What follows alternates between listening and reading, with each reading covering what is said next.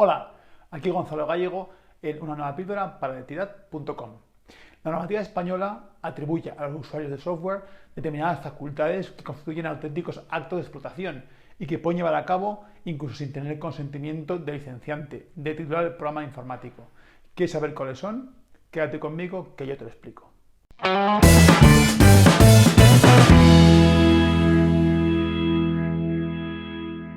En derecho español, las creaciones de la mente son susceptibles de ser protegidas a través de dos grandes bloques de derechos. En primer lugar tenemos la propiedad intelectual y por otro lado tenemos la propiedad industrial. La propiedad intelectual se refiere a aquellas creaciones destinadas a deleitar, destinadas a que disfruten los sentidos. Es el territorio de creaciones como las obras literarias, la pintura, la escultura, las obras musicales, etc. Obras todas ellas destinadas a que disfrutemos. La propiedad industrial tiene un objeto bien distinto. Se refiere a creaciones de la mente que de alguna forma impactan en el mercado, impactan en la industria, bien sea identificando un producto o un servicio, que sería básicamente el territorio de las marcas, aunque quizá también el de los diseños industriales, o están destinadas a solventar una necesidad, a solventar un problema, que sería básicamente el terreno de las patentes. Problemas que pueden ser desde problemas mecánicos hasta problemas como curar enfermedades. Esto es un problema en sentido muy amplio. Bien. Estas ambas áreas de derecho, aunque son distintas, se solapan en alguna medida, en tanto en cuanto son compatibles. Esto es, determinadas propiedades industriales pueden merecer protección bajo propiedad intelectual. Por ejemplo, una marca que sea en sí misma un elemento muy bonito, muy original y que merezca protección, pues pueda también recibir en un momento dado protección bajo propiedad intelectual. Bien, si yo os pregunto ahora, ¿en qué lugar de estas dos grandes áreas introducir el software? Pues es muy probable que vosotros penséis en la propiedad industrial. ¿Por qué? Porque el software efectivamente es una creación que solventa necesidades. ¿Un software qué hace? Pues te permite escribir, te permite gestionar un ordenador, en el caso del sistema operativo, te permite navegar por internet, te permite hacer gráficos, hacer dibujos, etc. En general son herramientas. Herramientas que de hecho solventan necesidades que antaño se solventaban con motores, con ruedas, con cintas, con poleas, etc. Por lo tanto, como digo, uno intuitivamente diría que el software se introduce en propiedad industrial, pero sin embargo, paradójicamente no es así. Desde ya hace muchísimos años, el software fue introducido en el ámbito de la propiedad intelectual, es más, considerándose obra literaria, un poco original, pero bueno, así fue. Y ahí es donde está hoy en día. Hoy en día, el software se protege bajo propiedad intelectual, y en particular, el texto refundido de la ley de propiedad intelectual, en su artículo 10, cuando lista aquellas obras que son objeto de propiedad intelectual, si bien esa lista es numerus apertus, incluye específicamente los programas de ordenador. Sin embargo, es cierto que este programa de ordenador tiene un encaje un poco particular dentro de la materia de propiedad intelectual, por las características que digo que tienen. Básicamente porque sirven para una función, para un uso y no para deleitarse. Bueno, quién sabe, habrá alguno que quizás se deleite contemplando un programa de nóminas, pero bueno, realmente no es para aquello para lo que está hecho, eso es cierto. Bien, como digo, la propiedad intelectual, la materia de propiedad intelectual regula los derechos de autor sobre el software y establece algunas peculiaridades. Algunas de estas peculiaridades se refieren precisamente a la regulación del uso del software. Fijaos que en propiedad intelectual no se regula el uso de la propiedad intelectual, que básicamente podría ser escuchar una canción, ver una película, leer un libro. Eso es usar la propiedad intelectual. Bueno, la propiedad intelectual, la normativa de propiedad intelectual no regula ese uso, regula los derechos de explotación, regula el derecho de reproducir, el derecho de transformar, el derecho de distribuir, el derecho de comunicar públicamente, pero no el derecho de usar, que básicamente es la otra cara de la moneda de determinados derechos de explotación. Si yo, por ejemplo, una película la comunico públicamente por televisión, el usuario es quien la está viendo. El usuario no ejercita ningún derecho. Bueno, la excepción, como digo, es el software. En el software sí se regula específicamente el uso. Y hay todo un marco normativo que regula lo que puede y no puede hacer el mero usuario de un programa de ordenador. ¿Y ello por qué es? Bueno, ello responde a dos razones básicas. La primera de ellas es que el uso de un programa de ordenador, en sentido estricto, implica explotarlo. Básicamente porque al usar un programa de ordenador, bien sea instalándolo, bien sea en sistema de software as a service, siempre hacemos una reproducción. La instalación implica almacenar el programa de ordenador en nuestro sistema informático. Y el software as a service implica, aunque sea temporalmente, grabarlo en memoria caché. Con lo cual es cierto que no se puede usar un software sin reproducirlo. Y por ello, bueno, pues tiene sentido que se regule de alguna forma lo que es el uso de ese programa de ordenador, porque implica, aunque sea indirectamente, pues ejercitar un derecho de explotación, por lo menos el de reproducción. Y por otro lado, el otro motivo por el cual se regula este uso, pues tiene que ver más con el concepto que antes comentaba, de considerar el software como una herramienta.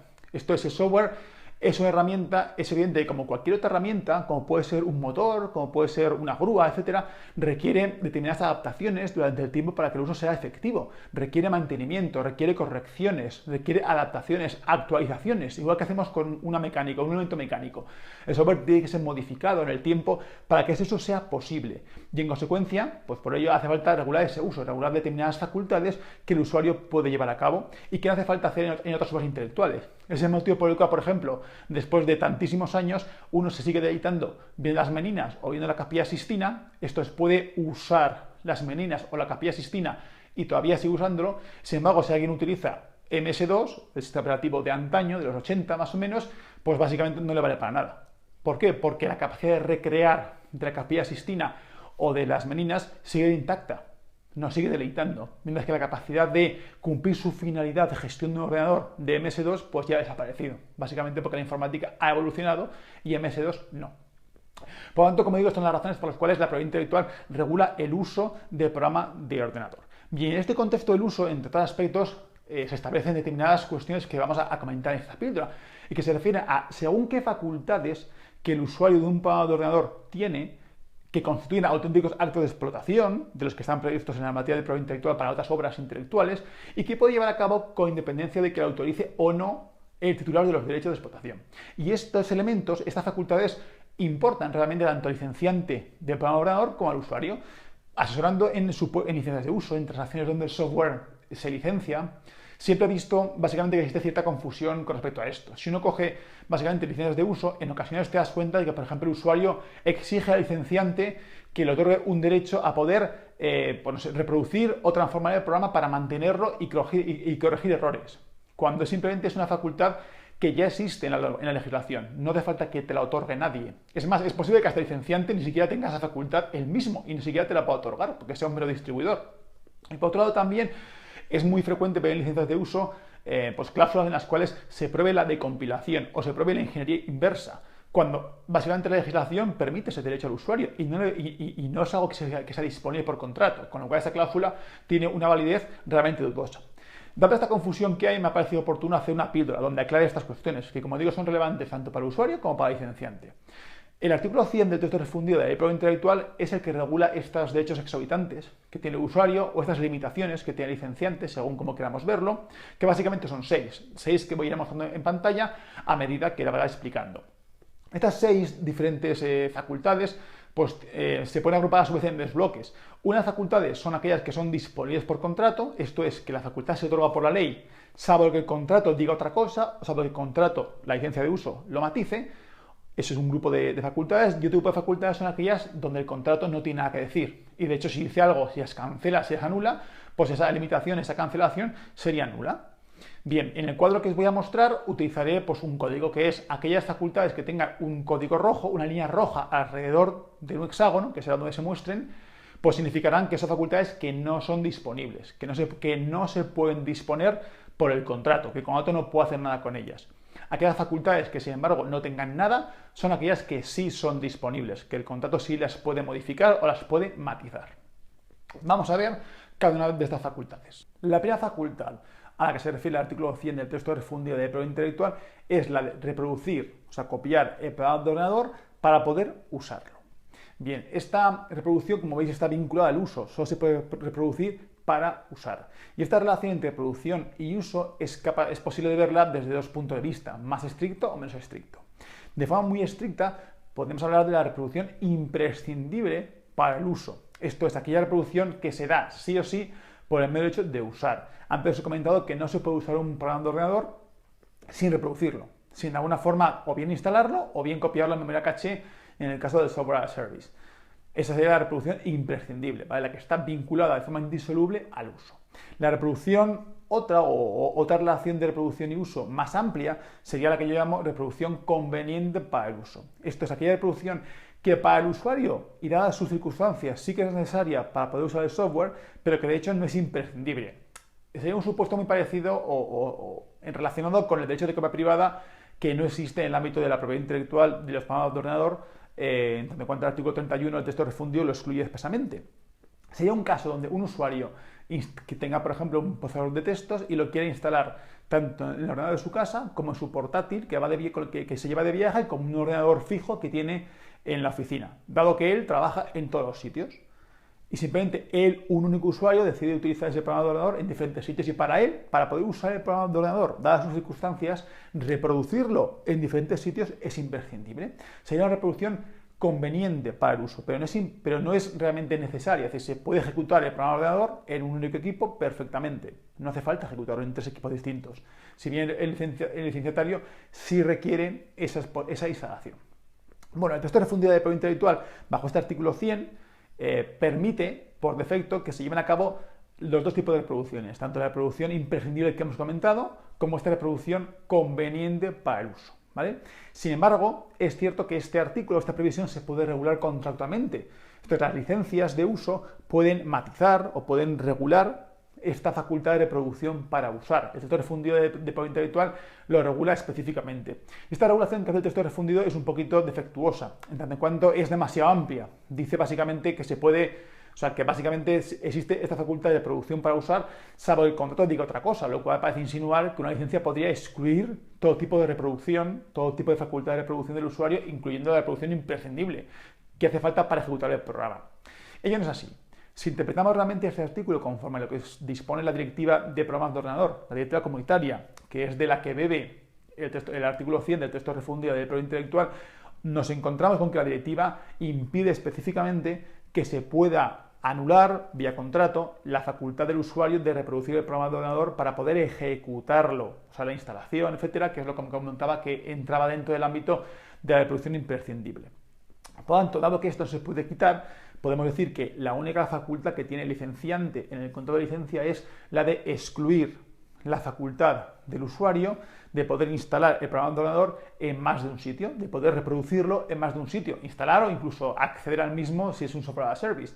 Es algo que las licencias en muchas ocasiones regulan, prevén específicamente, en particular incluso en software más amplio, ¿no? Pues software ERP, gestión de nómina, etcétera. Esto hasta a veces se hace con muchísimo detalle, solo se permite la licencia, la instalación en un servidor en concreto, con características determinadas, etcétera, etcétera. Pero bueno, es algo que debe saber el licenciante, que si no lo excluye, el licenciatario puede llevarlo a cabo, el usuario puede llevarlo a cabo. Y el usuario debe saber que en su licencia no se le impide, él tiene derecho a instalar el programa de ordenador en diferentes sitios. Ojo, no para que lo use más gente que él, porque la licencia de uso se puede haber otorgado solamente para una persona concreta, puede ser individual, en el caso de que lo sea, sino para máquinas distintas, para que él las use de forma indistinta, ¿vale? Pero solamente una vez simultáneamente. Bien, esta sería básicamente la primera sección, la reproducción para poder usar con el contenido que os he dicho. La segunda facultad sería la de transformar para poder usar. Tiene mucho que ver con la reproducción para usar. De hecho, se regula en el mismo apartado del artículo 100. La transformación para poder usar, en el fondo, nos habla del mantenimiento. Antes os comentaba que el software es como una herramienta, ¿no? Y entonces al final, pues como cualquier herramienta, las poleas, motores, requiere mantenimiento, requiere revisiones, requiere adaptaciones, requiere actualizaciones. Imaginaos un software de nóminas. Un software de nóminas que puede tener errores. El software es de las pocas cosas en el mundo que hoy en día se acepta que pueden tener errores de entrada. Y hay que parchearlo, cambiarlo, modificarlo, etc. Bueno, pues el software, para poder usarlo, hay que solventar los errores. El software también se puede quedar obsoleto. Imagina si cambia la legislación fiscal y la retención de RPF cambia. Pues si yo estoy haciendo mis nóminas con ese software, tendré que parametrizarlo, tendré que adaptarlo y tendré que modificarlo conforme a la nueva legislación.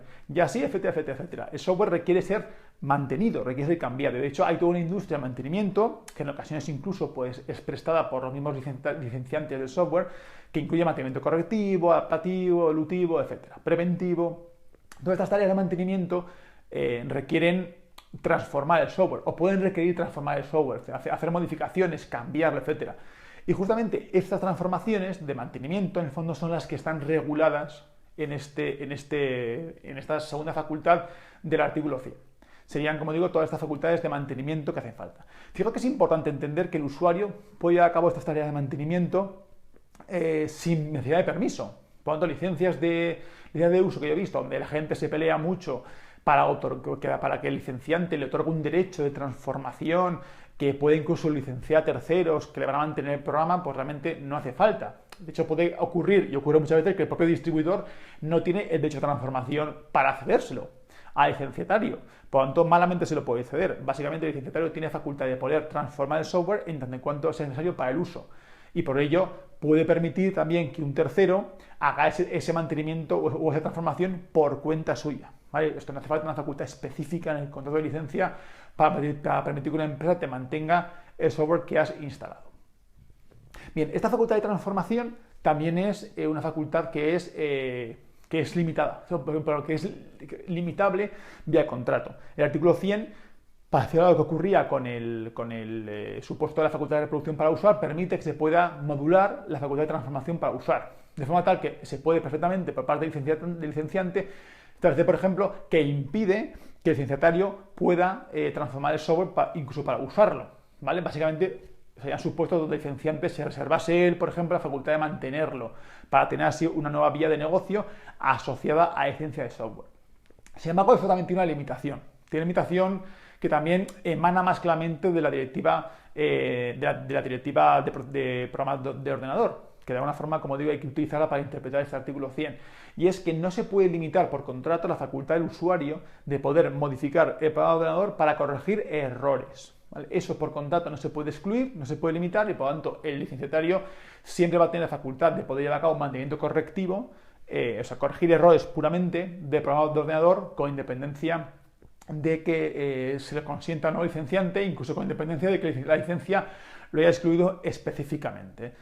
Por supuesto, este mantenimiento correctivo será únicamente para el uso previsto, para el uso inicialmente concebido. No se puede aprovechar el mantenimiento correctivo para hacer evoluciones, etcétera, etcétera.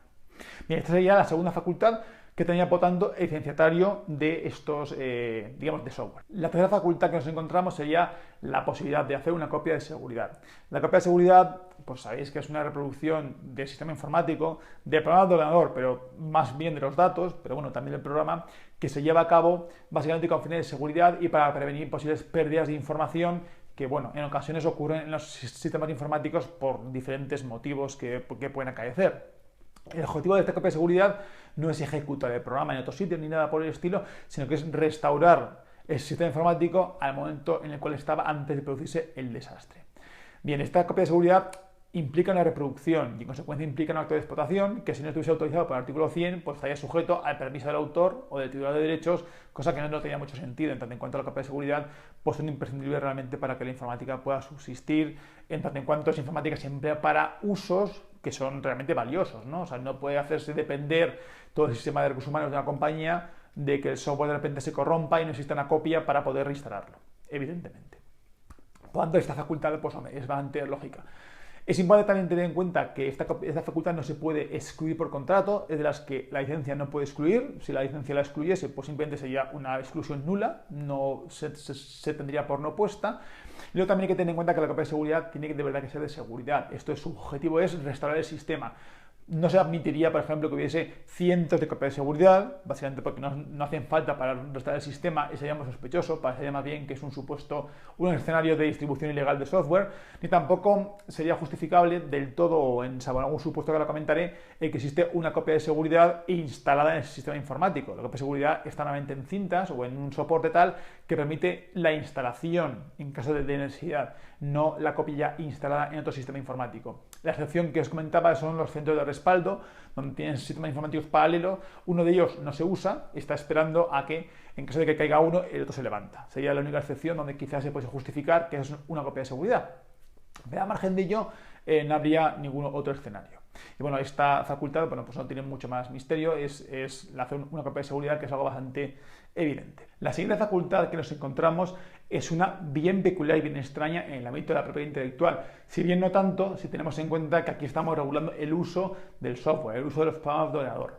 Se refiere a la facultad esta a el derecho a estudiar el programa de ordenador con el fin de averiguar las ideas o los principios que funcionan o que subyacen en el mismo, y todo ello en el contexto de las operaciones de ejecución y carga y uso del programa. Bien, ¿por qué decimos que esta es una facultad bien peculiar en el ámbito de la propiedad intelectual? Pues porque se refiere a las ideas y los principios, y la propiedad intelectual no protege las ideas y los principios. Sabéis que la propiedad intelectual protege las creaciones en tanto en cuanto están plasmadas en un soporte, y tal y como se plasmaron en ese soporte. Soporte puede ser tangible o intangible, pero desde luego las ideas y los principios genéricos no se protegen. Y en este contexto, establecer una facultad que permita a alguien pues, analizar los principios y las ideas, pues obviamente no tiene nada que ver con la propiedad intelectual. Es algo bastante ajeno a este ámbito del derecho. Es como si alguien nos dijese que podemos analizar o estudiar las ideas o los principios que hay en un libro. Por supuesto que podemos analizarlas, es que podemos hasta incluso copiarlas. O sea, básicamente, como digo, las ideas y los principios no se protegen. Sin embargo, ¿por qué he comentado hace un momento que esto no es tan raro si tenemos en cuenta que aquí estamos regulando el uso de un programa informático? Bien, pues porque el uso, que es algo muy peculiar en propiedad intelectual, algo que, como decíamos al principio, solamente se regula respecto a los programas de ordenador, no hay ninguna otra obra respecto de la cual se regule el mero uso, que no es un derecho de explotación, como hemos comentado antes. Pues como digo, el uso de un programa de ordenador puede regularse hasta el infinito, se puede regular hasta extremos muy peculiares, muy específicos, mucho más allá de lo que es la simple explotación de una obra intelectual. Tú, por ejemplo, en el programa de ordenador puedes regular el uso a niveles de en qué servidor puede funcionar el programa de ordenador, en qué maquinaria puede desarrollarse, qué usuarios pueden utilizarlo, qué usuarios no, a qué horas, contra qué base de datos. Puedes regular detalles súper específicos que si lo aplicásemos a otra intelectual nos parecerían súper curiosos. Imaginaos que nos dijesen que el libro solamente podemos utilizarlo pues, con determinada luz, o solamente podemos guardarlo en determinada estantería. Sería algo totalmente absurdo, pero sin embargo en el programa de ordenador estamos regulando algo muy parecido a eso, siendo como es una obra de propiedad intelectual. Pues bien, en este contexto, dado que ese uso se puede regular hasta el infinito, existiría la posibilidad de que una empresa de software decidiese limitar el uso del programa informático únicamente a aquellas tareas para las cuales el programa fue concebido. Por ejemplo, un procesador de textos para escribir textos, una hoja de cálculo para hacer cálculos, un programa de nóminas para hacer las nóminas. Y podría excluir específicamente la facultad del usuario de poder analizar cómo funciona el programa. Y os preguntáis, ¿para qué iba una empresa a tener interés en limitar esto? Bien, esto tiene que ver mucho con el debate que se produjo en el contexto de la negociación de la directiva de programas de ordenador respecto a la decompilación, a la posibilidad de acceder al código fuente del programa, a los principios que realmente nutren el programa de ordenador, básicamente con el ánimo de interoperar. Es una facultad que comentaremos luego, la facultad es esta. Pues en este contexto básicamente existía bastante pavor o bastante tensión entre lo que era las instituciones europeas y lo que era por otro lado la industria del software, que había un tira afloja entre la industria del software que defendía su derecho a proteger su secreto y su gran propiedad, que es el código fuente, que son los principios que subyacen en el programa informático, y por otro lado el derecho del usuario a poder emplear realmente el software como una herramienta. Tened en cuenta que el software, para poder en un momento dado ser utilizado, puede que haga falta adaptarlo, modificarlo, cambiarlo, y para ello, aparte de acceder al código fuente, que luego veremos, hace falta estudiar los principios que subyacen en el mismo.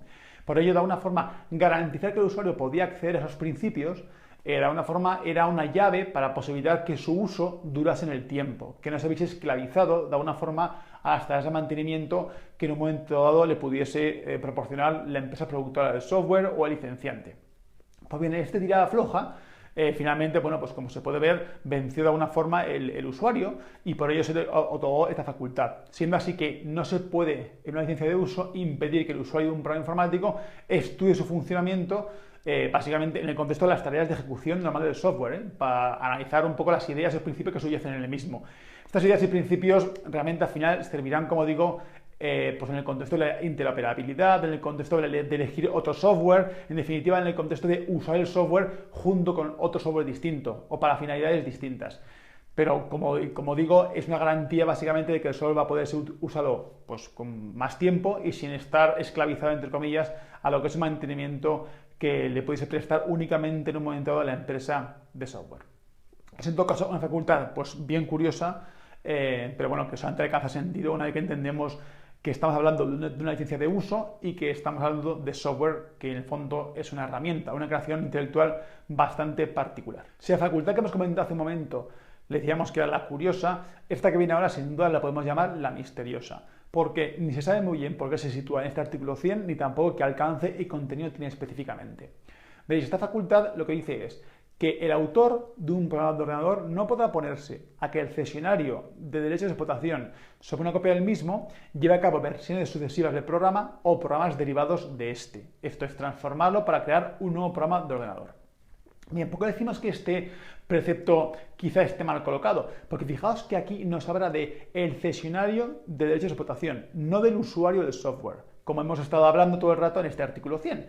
Os he dicho ya por activa y por pasiva en esta píldora que el uso del software no es un derecho de explotación. El uso no es ejercer un derecho de explotación y, en consecuencia, realmente, en sentido estricto, el licenciatario de un programa de ordenador, del uso del programa de ordenador, no es un cesionario de derechos de explotación. Y, en consecuencia, se puede realmente con solidez argumentar que este precepto no habla de él. No tiene nada que ver con el resto de artículos o facultades que hemos comentado. Y, de hecho, hay una doctrina mayoritaria de profesores que opinan que efectivamente está mal situado este artículo y no debe entenderse, digamos, como referido al uso del software. A esta doctrina me referiré dentro de un momento. Sin embargo, hay otra doctrina de autores que sí que entienden que este artículo está bien situado, hacen una interpretación sistemática de este artículo o de esta facultad, y lo que dicen es lo siguiente. Dicen que el usuario de software, dado que se le atribuye bajo este artículo 100, en las facultades 1 y 2 que hemos comentado antes, unos derechos a reproducir el software y el derecho a transformar el software, y esos derechos de reproducción y transformación son derechos de explotación, pues ocurre que por vía legal o pelegis el usuario acaba siendo cesionario de derechos de explotación, más bien titular de derechos de explotación. Y por ello este artículo, esta facultad que la comentamos, sí puede entenderse como atribuida a él. Se está refiriendo básicamente al usuario del programa de ordenador, en tanto que es titular de derechos de explotación, del de reproducción y de transformación, que están previstos en la facultad 1 y 2. Sin embargo, ¿qué se le puede reprochar a esta doctrina, que es tan sistemática y que intenta, de alguna forma, encajar el precepto en el artículo 100? Pues lo que se puede reprochar es que realmente, si la palabra cesionario de derechos de explotación se está refiriendo al usuario y por derechos de explotación nos referimos únicamente a la reproducción y transformación que tiene atribuidas en las facultades 1 y 2, realmente este artículo es ocioso. Esta facultad que comentamos no tiene ningún contenido, está vacía. Básicamente porque esta facultad lo que está diciendo es básicamente que el usuario del programa de ordenador puede transformar el programa de ordenador tal y como se preveía en la facultad 2 que antes hemos comentado. O sea, repite la misma facultad. Y este reproche básicamente yo creo que es muy potente y que viene un poco a desvirtuar esta doctrina que con buena voluntad intenta sistematizar o interpretar el artículo de una forma que encaje con el resto de preceptos o facultades. Bien, como digo, hay otra doctrina que yo realmente también apoyo, que entiende que simplemente esta facultad, este precepto, no está bien situado en el artículo 100. De hecho, la directiva de programas de ordenador, cuando regulaba todo lo que eran las excepciones que tenía el titular de derecho de explotación en el software en lo que respectaba al uso por parte del usuario, pues no regula esta facultad que estamos comentando ahora. Esta facultad es digamos, nueva y no pertenece a este artículo o al artículo equivalente en la directiva. Bien, esta doctrina que entiende que está más situado este precepto, lo que argumenta es que el artículo en cuestión lo que intenta es limitar los derechos morales del autor en lo que respecta al software y teniendo en cuenta cómo funciona la industria informática. ¿Veis? Esto requiere un poco de explicación. Como ya alguna vez os he comentado, la propiedad intelectual pues, se diferencia básicamente en dos grandes bloques. Están por un lado los derechos de explotación y están por otro lado los derechos morales. Los de explotación son los que tienen contenido económico, ya no voy a entrar a ellos, son reproducción, distribución, comunicación pública y transformación. Bien, los morales son aquellos derechos que tiene el autor de una obra por el hecho de ser autor y que atienden a su concepto a la paternidad, ¿no? De alguna forma al hecho de que el autor deja parte de sí en esa obra. Y son derechos como muy espirituales, como el derecho de ser reconocido como autor, el derecho a poder acceder al ejemplar de la obra, el derecho a poder retirar la obra por motivos ideológicos y también el derecho a que se respete la integridad de la obra, que es muy importante por lo que la comentaré. Y bueno, esos derechos son inalienables, irrenunciables, no se pueden ceder, no se pueden licenciar. Pues bien, en tanto en cuanto el software es propiedad intelectual, es una obra de propiedad intelectual, su autor también tiene derechos morales, aunque sea complicado encajarlos, pero el efecto es que los tiene. Lo que la ley dice es que los tiene. Pues bien, en el mundo del software, cuando se produce un programa de ordenador, que realmente son siempre casas, empresas informáticas quienes lo llevan a cabo, salvo un supuesto especial, que ahora no voy a entrar, realmente el autor del programa de ordenador, las personas físicas, los empleados que llevan a cabo el programa de ordenador, pues son los autores y en consecuencia de entrada, pues tienen los derechos morales. Bien, pues en ese contexto es posible o se podría entender, o en el momento en el cual se hizo ese artículo, se podría entender que el autor existía el riesgo de que abanderando, usando como digamos, arma su derecho moral, en particular a la integridad de su obra, pudiese impedir que la empresa informática transformase el programa de ordenador, lo modificase para crear versiones sucesivas, nuevos programas derivados, etc.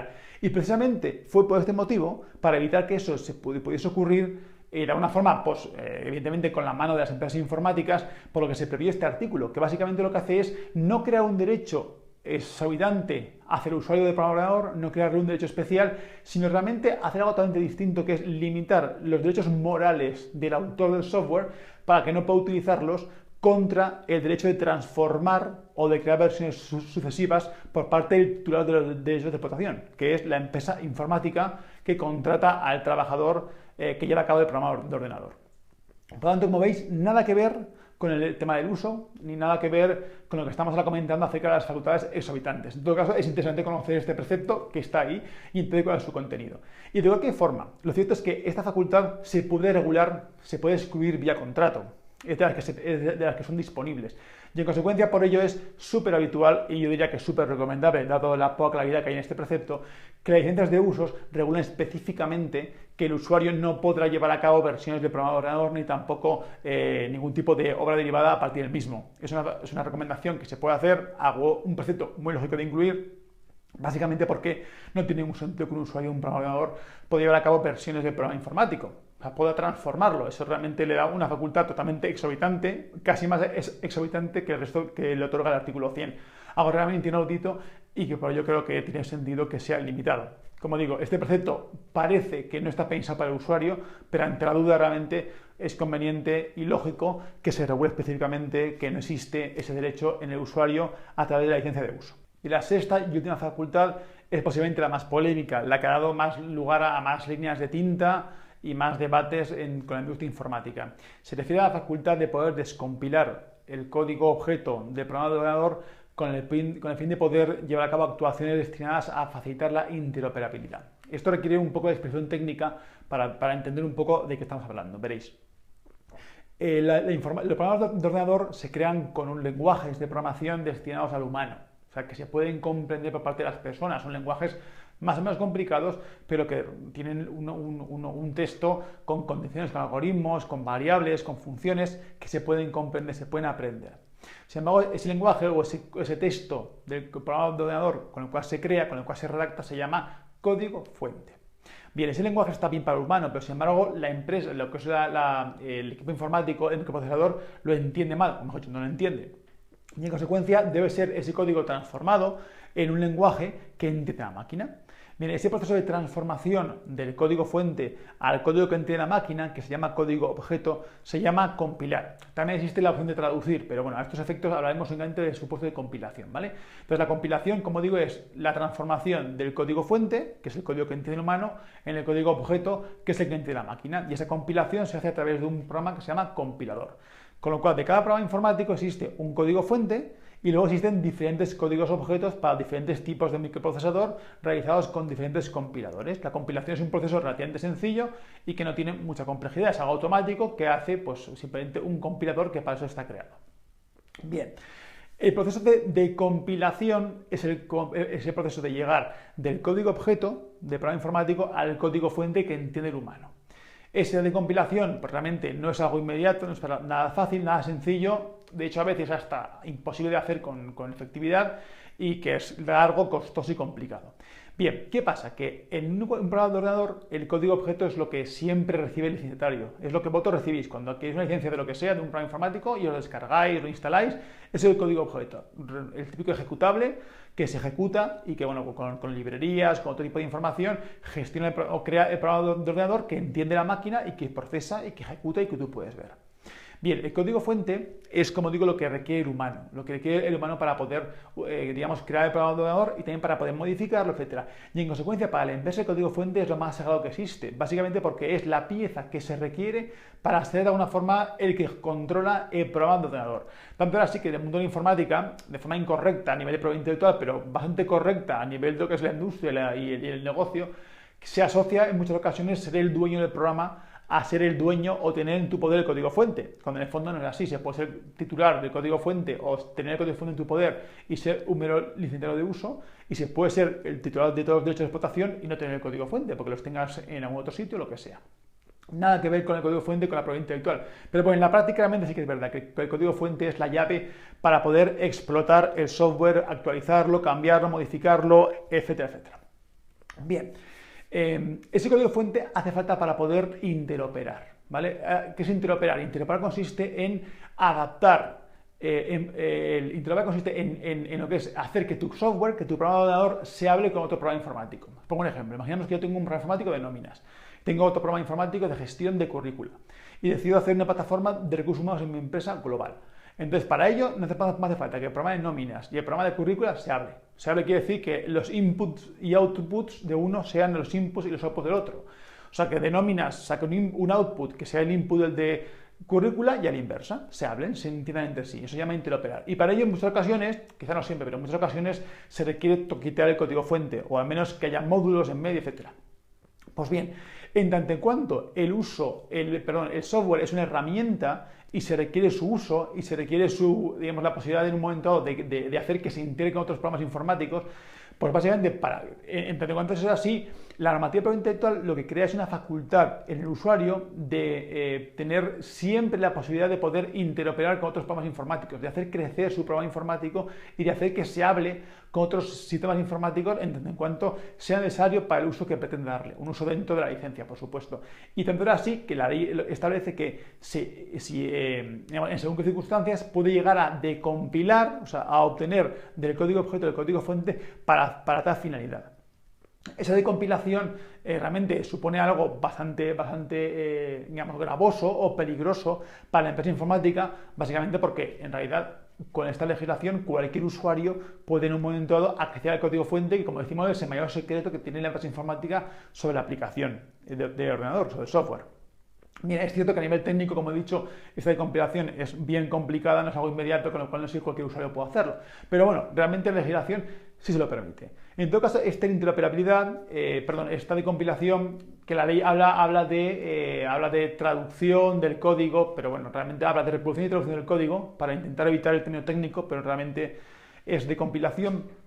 Tampoco se puede llevar a cabo de forma absoluta, sino que la propia norma, el propio artículo 100, en el apartado 5, establece 3 requisitos que deben concurrir para que esta decompilación sea posible. El primero de los requisitos es que únicamente la puede llevar a cabo el usuario legítimo. Esto es, únicamente un usuario legítimo, licenciado, o sea, un licenciatario, puede llevar a cabo esta decompilación. El segundo, que esta decompilación se realice porque el usuario no tiene acceso a la información necesaria para lograr la interoperabilidad sin hacer la decompilación. Veis, de alguna forma, este artículo lo que permite, o este precepto, o esta limitación lo que permite es que ante la situación en la cual un usuario, entre comillas, amenace o advierta de la posibilidad o de la necesidad de interoperar y de la necesidad de acceder al código fuente para poder toquetearlo y lograr esta interoperabilidad o hacer algún módulo, etcétera, para poder hacer conseguir que su programa se hable con el otro, pues ante esta situación, esta amenaza para la empresa informática, esta puede tomar varias decisiones. Una puede ser decirle que le da igual y por lo tanto dejar que el usuario intente decompilar si es que puede. Segunda, pues básicamente hacer el desarrollo él, decirle, no, déjame un segundo que yo te hago el desarrollo, yo cojo el código fuente, yo lo toquiteo, yo te hago tu módulo, yo te lo doy otra vez en objeto y así ya tienes solventado tu problema. O 3, también puede ser, pues que directamente le cree un módulo, un software intermedio que haga como interface, ¿no? Que uno, digamos, que consiga que dialoguen dos softwares distintos a través de un módulo intermedio. Básicamente, esta facultad que otorga la normativa es, como digo, muy absoluta, muy grande, o realmente muy gravosa para la empresa informática y en consecuencia pues tiene sentido que le dejen una llave a la empresa informática para que se concilien los dos intereses, el interés del usuario de poder interoperar y el interés de la empresa informática de salvaguardar el código fuente. Si realmente el usuario consigue una forma de interoperar sin tener que decompilar, pues realmente tiene sentido que la normativa de propiedad intelectual le excluya esa facultad de compilación.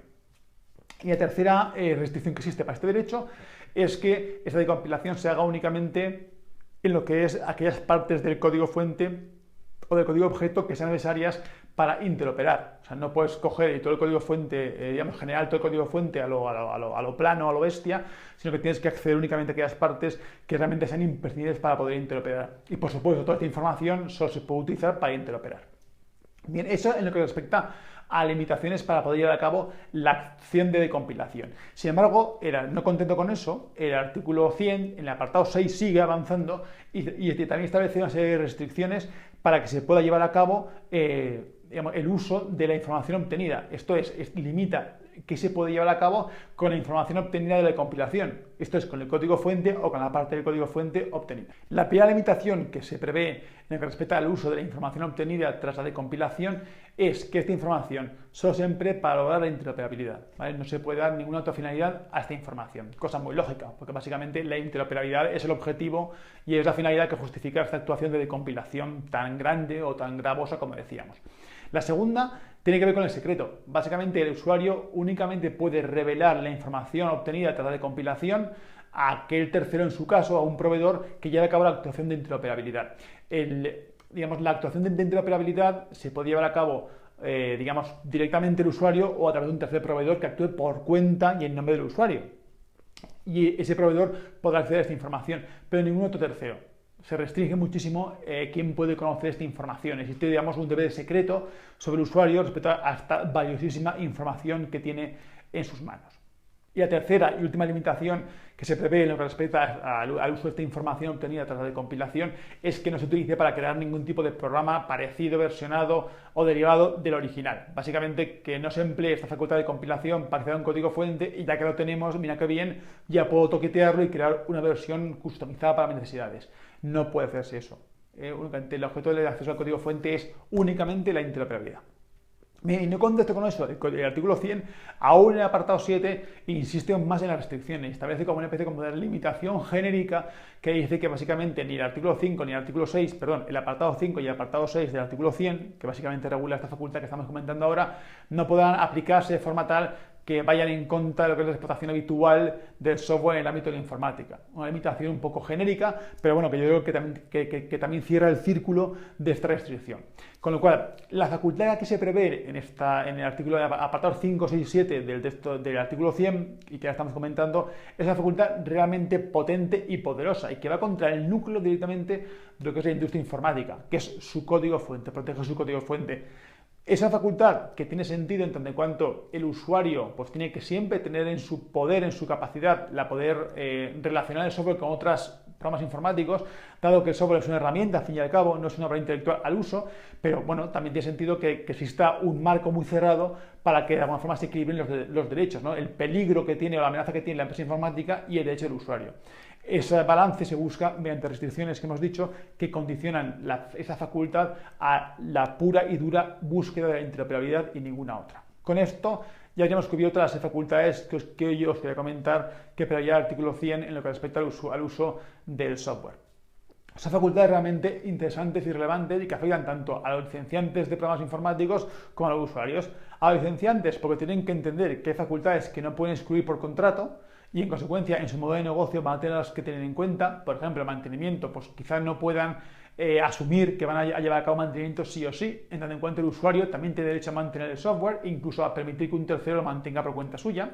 Y por otro lado sí que existirán facultades que el licenciante podrá excluir y que también podrá jugar con ellas para permitir que el usuario haga una cosa o no haga otra.